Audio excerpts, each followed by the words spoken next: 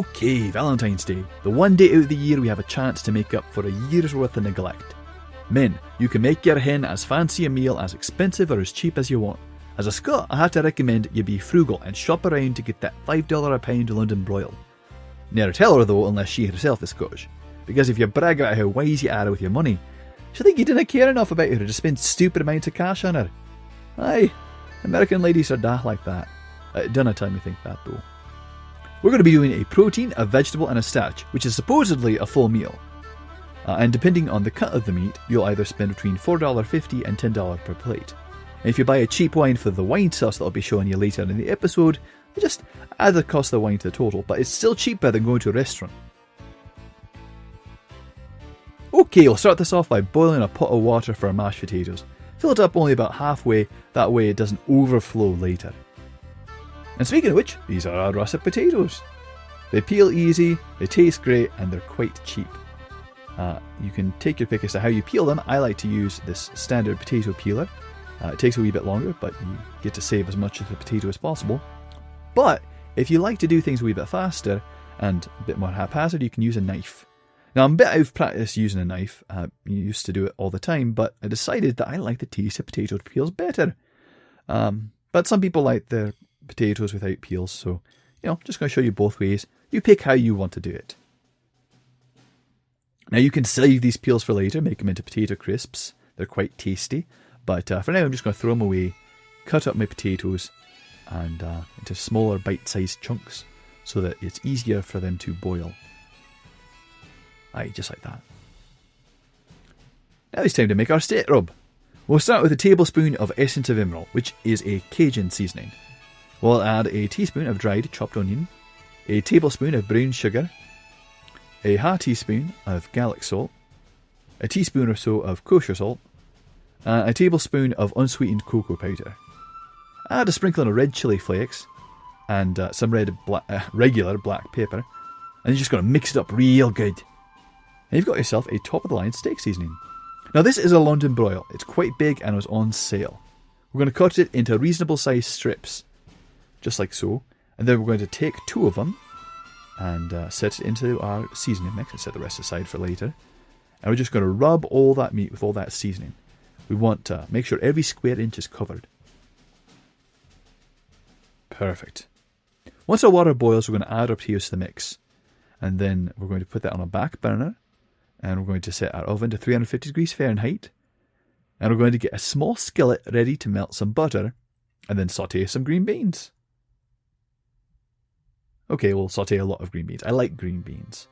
The French call these haricots verts, but Jacques' not here, so we don't have to worry about French pronunciations. Add a wee bit of garlic to the mix, if you like. I like garlic.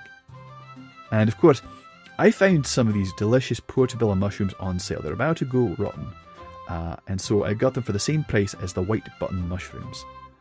And I love mushrooms with steak. I think it's a fantastic addition. But if you don't like mushrooms, totally fine. I think you're wrong. In fact, you are empirically wrong. But, you have the right to be wrong. Now we come to the most important cook of the meal, our steak. Melt a lot of butter and get it very hot. Add both steaks and let them sit for 1 minute before you flip them. We want to caramelise that brown sugar without overcooking the steak. We can add more butter to help cook the other side. After another minute, we're going to flip it onto its side, try to balance it just right. And we're going to sear it again. Now after about 3 minutes of cooking it on that direct heat, we're going to put it into our oven for 5 minutes, and this is going to give us a medium rare temperature. Now we're going to make a sauce by using a liquid to sop up all the grease and flavour from our meat. This is called deglazing. We use a half cup of cheap wine and let the alcohol cook out. Be careful of course, because you don't want your pan so hot that the alcohol vaporises and catches fire, like it does during the intro video. We'll stir it around a bit. Make sure we've gotten all that buttery, meaty goodness. Add a bit of kosher so that the sweetness of the alcohol is cut a wee bit. And while the sauce is reducing, it's time to go to our potatoes.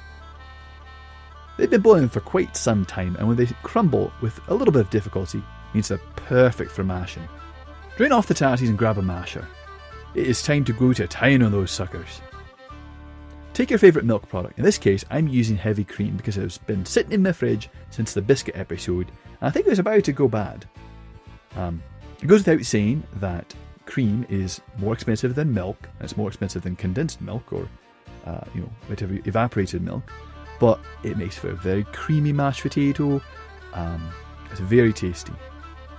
I use a half tablespoon of kosher salt, but you might want to consider using more. I couldn't taste the salt when I ate it afterwards. The wine sauce, however, served as a perfect seasoning agent, which is fine for me. A wee bit of black pepper, stir it up a wee bit more. And I think you need to taste it to make sure. That's perfect. Now men, if you want to look like you really put effort into this, work on your presentation. If you're like me, you don't look at your food. You eat it. Well, some people believe you eat with your eyes first. I think they're a bunch of dafties, but meh. Sculpt your potato so it looks like that perfect little mound. Delicately arrange your green beans.